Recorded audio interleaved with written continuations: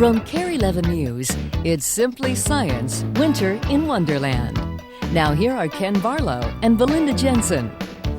Hello and welcome to Simply Science. I'm meteorologist Belinda Jensen. And I'm meteorologist Ken Barlow. Winter, take it or leave it, is a fact of life here in Minnesota. And broadcasting the weather every night on KARE 11, we get a special appreciation for the many phases of the season when the sun is very low in the sky and the days are short. But winter in Minnesota does not always mean storms and icy cold wind chills. Some of the most beautiful days of the entire year come when everything is covered with a fresh blanket of snow. So we prepared a tour for you through some of the wonders of winter here in the North Country, and we call this tribute Winter in Wonderland.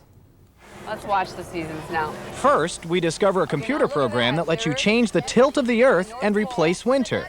Here we go, take a look at this. At the Lowry Nature Center, we find out why ice is white at the surface of the lake and crystal clear a few inches below. Why are all these deer going to the woods? Then we find out some of the ways our native plants and animals have adapted to survive the freezing temperatures and snow. So that's just heat leaking right through the plastic. Finally, with an infrared camera that sees heat instead of light, we'll learn what part of your face is the coolest. Some Minnesotans, maybe most Minnesotans at one time or another, say we live here because of the weather.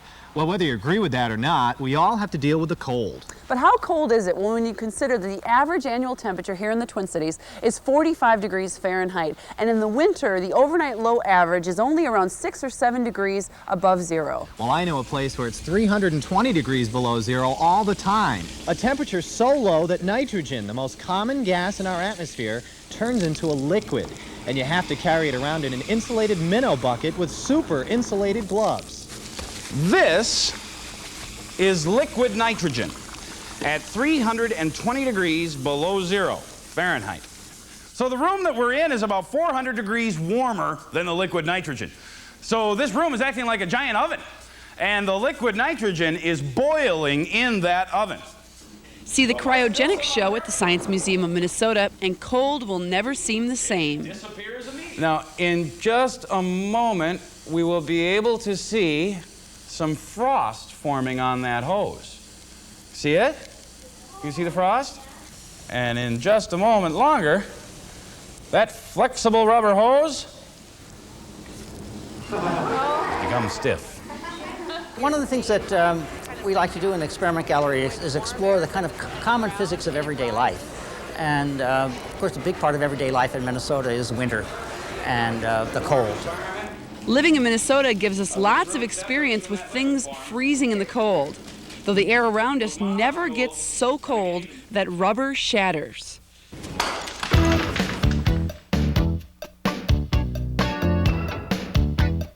What's really, really cold to you? About like 30 below zero. The coldest air temperature ever recorded in Minnesota is 60 degrees below zero. The coldest air temperature ever recorded on Earth is 129 degrees below zero in Antarctica.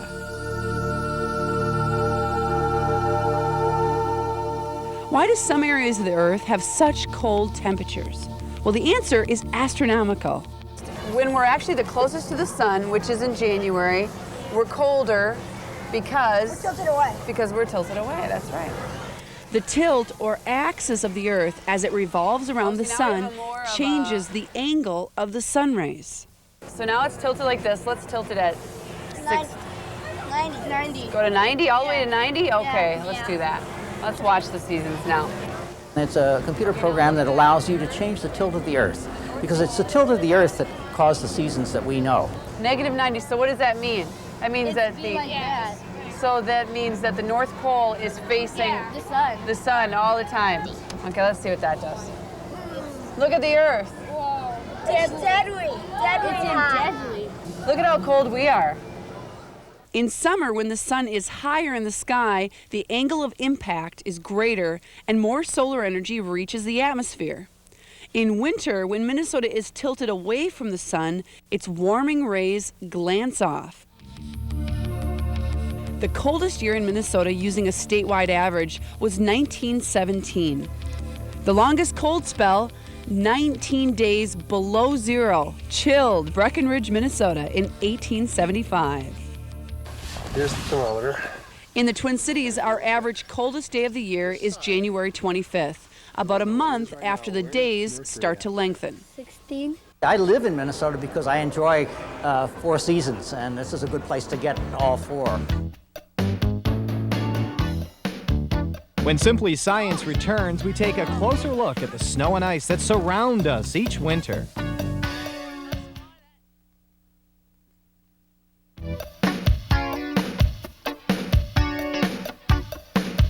Welcome back to Winter in Wonderland. In an average year, the Twin Cities will get about 50 inches of snow. And it may seem hard to believe, but of the trillions and trillions of snowflakes, in just 1 inch of snow, they're all different.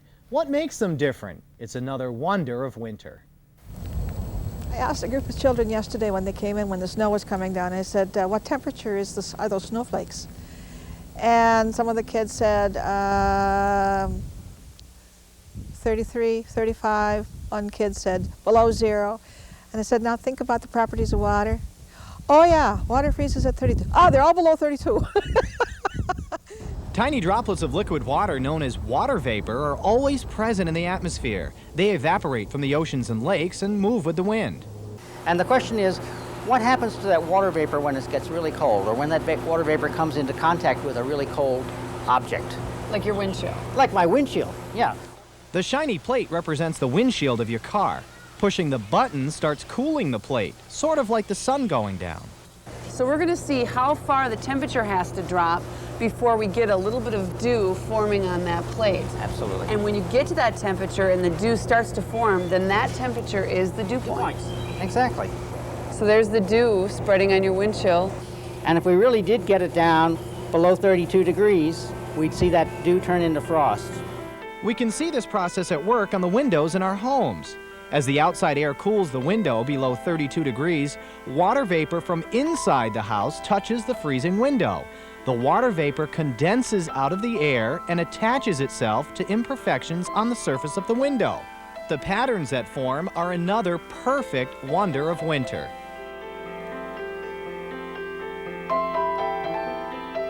If you want to make a cloud, what kind of ingredients do you need to make a cloud? Heat, moisture? Moisture, yeah. Moisture. At the snow chamber exhibit at the Science Museum, your lungs supply the water vapor.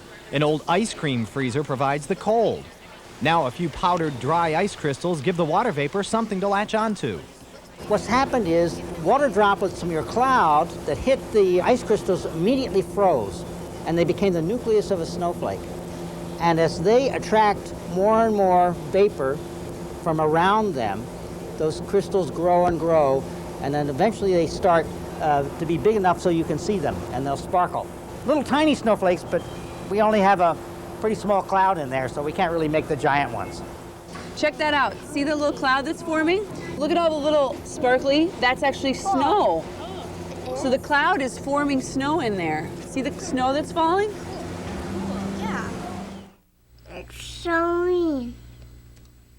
People often say that no two snowflakes are the same. And though scientists recently proved otherwise during experiments in a research airplane, the pioneering photographs of W.A. Bentley show why we still say it here on the ground. Look at that. Look at that. Yep, That these looks are like a longer, feather. aren't they? That looks like a feather. Snowfall after snowfall, Bentley stood in the cold taking close-up pictures of the crystals. That's Yeah, your that's favorite my one? favorite. That's cool.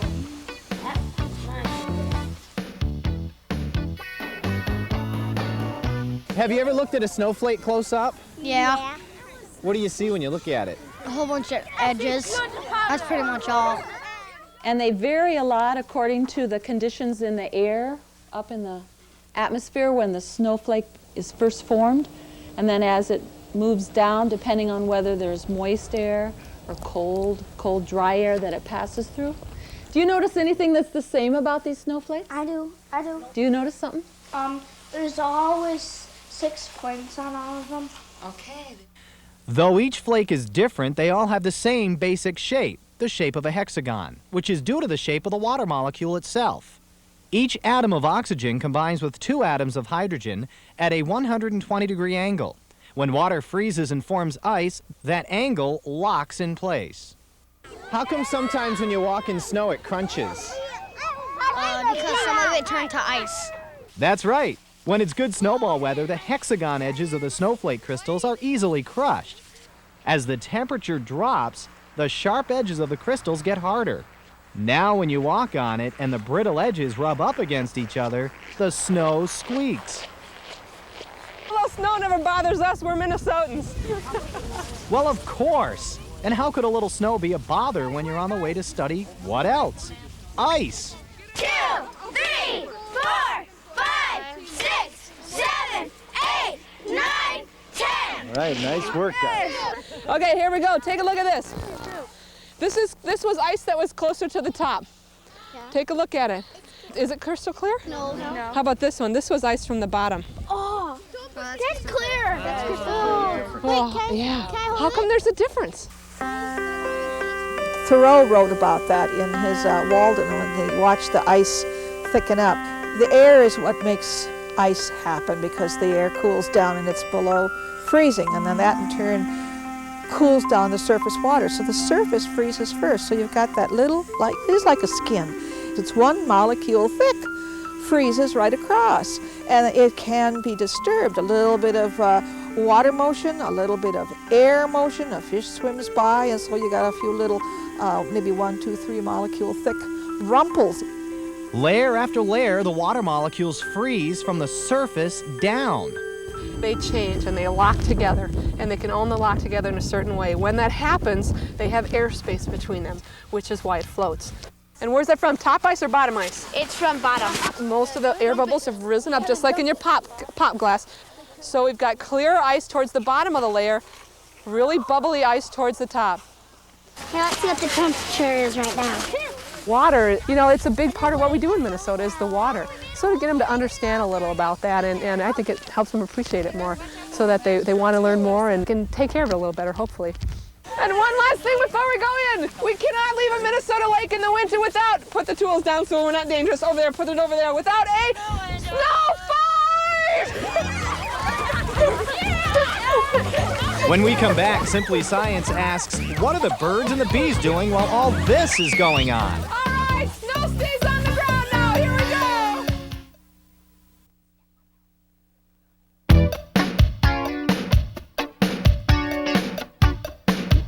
Well, welcome back. In the newscast every night we talk about freezing temperatures and dangerous wind chills. Don't you often wonder about what happens to the plants and the animals in winter? I mean, the dandelions and the frogs and the mosquitoes and the chickadees, where do they go and how do they survive all the cold and snow? Well, you know what? It's another of winter's wonders. That's it. This is the coolest thing. This is a gall. And an insect in the summer lays its egg, and along with the egg, a chemical that makes the plant grow like a cancer around it and makes this ball. But the animals at Carver Park, particularly the woodpeckers and the chickadees, know they're in there, and they ate them. Looks to me like there's no worm in there anymore. Birds are extremely resourceful. They have extraordinarily good eyes. They're always canvassing. They're always looking for where could there be possible food. The landscape at the Lowry Nature Center is dotted with more than 30 bird feeders, and many Saturday mornings, volunteers come to band chickadees and other birds to learn more about their habits. Do the peace sign. Watch its tail, and don't get the tail caught.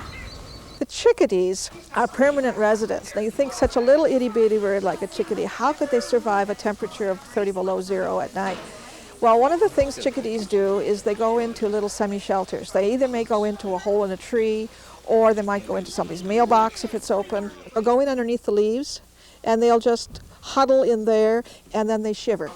That's zero. That's what I thought. And shivering tends to use up some of the special fats that they have stored from the food they're eating, and it creates heat. A chickadee is also able to lower its body temperature at night down to 90 degrees from 102. That makes the food they've gathered all day last longer. They come to the same feeder at the same time of the day and the same day in the year. It's just amazing how you can almost like clockwork say, okay, Joe Blow comes home from work at 10 o'clock in the morning and has lunch, It's just like the birds do. Nuthatches are permanent residents too. They search the bark for hibernating grubs and caterpillars. Other birds, like these mallard ducks, stay until the ice covers the lakes. Our geese stay as long as there's open water and as long as they can get their food. But the open water they go into when it's really cold because that's warmer than the air temperature. As soon as the water freezes over, they're gone down to their traditional winter homes.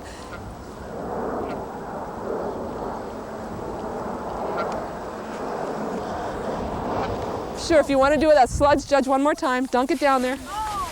Let's see what we got. Okay, bring it up. Steady. There's probably lots of animals in there. Remember we saw the caddisfly float up earlier. Let's dump it into the bucket and see if we can see them. Okay, got a bucket? Then we want to get it back in the water pretty quick.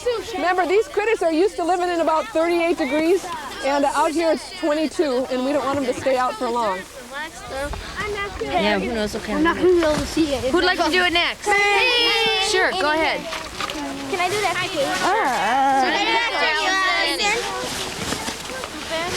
What are you doing? What are you doing? What happens to turtles and frogs in the winter? They hibernate. Where do you think they hibernate? In the water.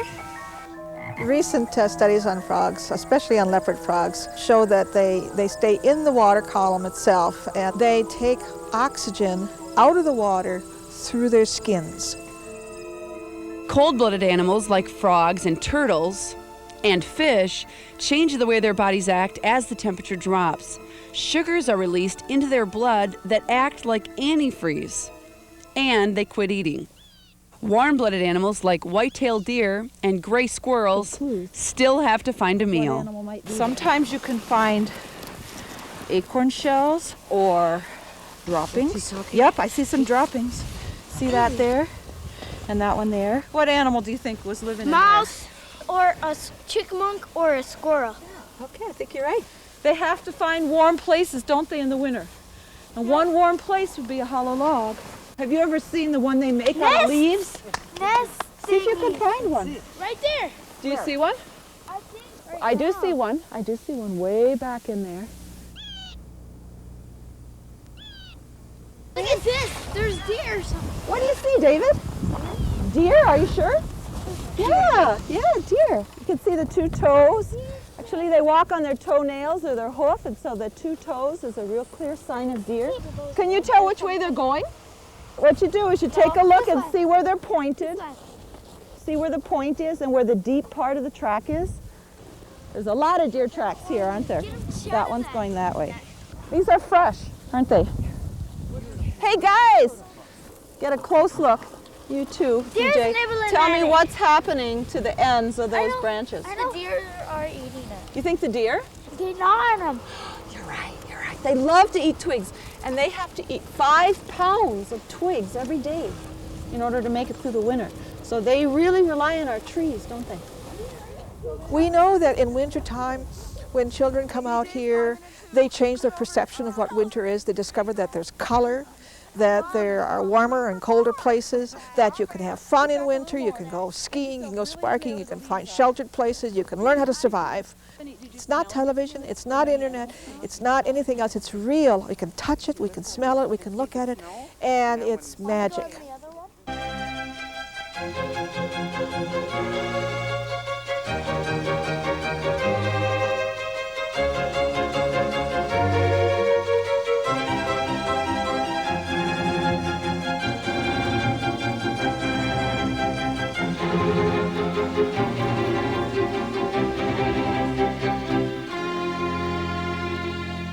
It only works at glancing angles. When Winter in Wonderland returns, we go behind the scenes at the Science Museum for a photo opportunity with a camera that sees the heat of your face. Kind of like black plastic.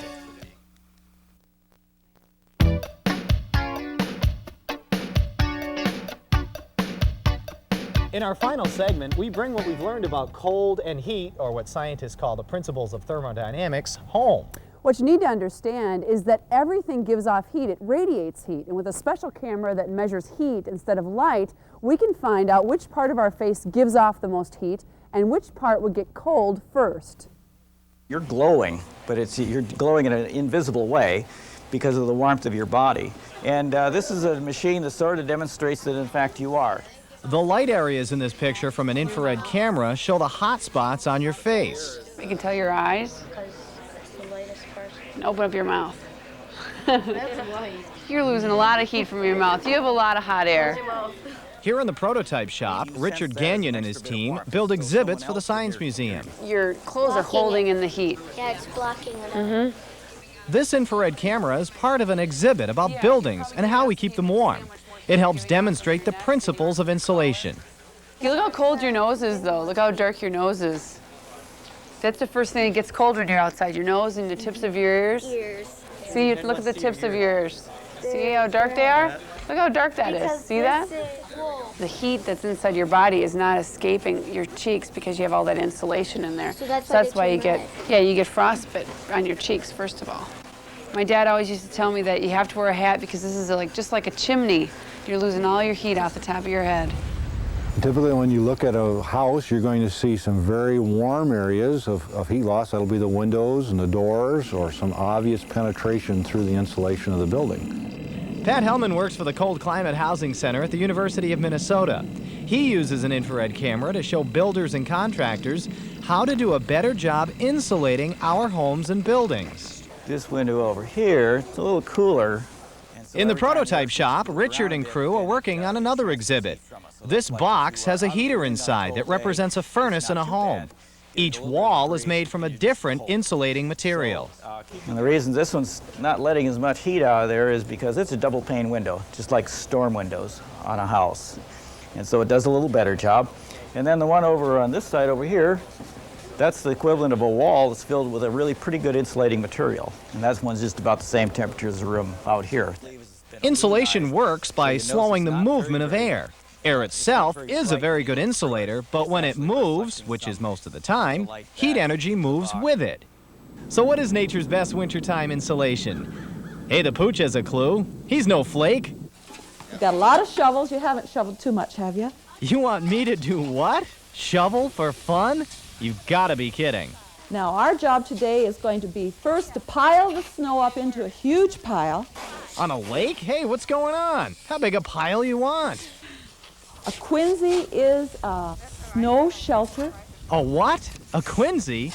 Oh, you mean a snow cave. Well, now count me in. I know how to survive in California. I know how to survive in the desert. Don't know how to survive in the snow. So we came to learn. We need to leave it for an hour or two and let the snow crystals connect. And they sinter, that's the word, they sinter together, they connect together. When they connect, snowflakes trap tiny air pockets that insulate. Just 7 inches of new snow can make a 50-degree temperature difference between the ground and the air. Is it warm in there? Sort of. It's warmer in there than out here. And we teach this because it is a survival technique that is fun for families. It is something that someone could do. They could make something and get out of the wind, get sheltered for a while.